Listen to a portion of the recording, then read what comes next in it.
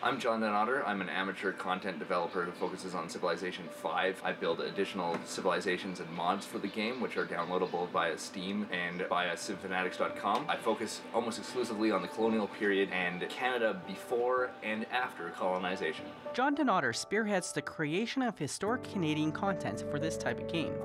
He is one of several international contributors. Greetings, Right Honourable Lester B. Pearson. You are considered one of the greatest and most influential of all the Canadian leaders. I began with Canada because Canada is where I'm from, and with the increasingly global civilization community of gamers, there's a draw towards various different nations in the world, and especially the ones that I come from. I've been interested in video games since I was a kid, of course. I grew up in the Nintendo generation. I became interested in development because my father is a programmer, and I've spent a lot of time tinkering behind the scenes with mods. Civilization has been an excellent place to try out various different game mechanics and to carve out a space of just new, fun ways that people haven't been able to play the game before. Rarely is gaming content geared toward Aboriginal culture in Canada. However, the Civilization Games series showcases this group with in-depth understanding.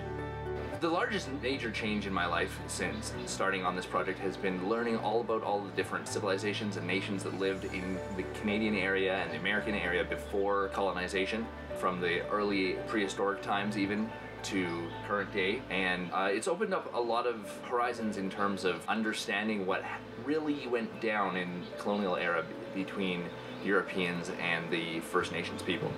My primary focus is on code. I code the game using text editors, various different programming languages such as Lua and SQL. Civilization itself is really kind of a digital online board game with an offline component. Mechanics in offline games are more complex and more static, where you can have a lot more math and things going on in a digital game.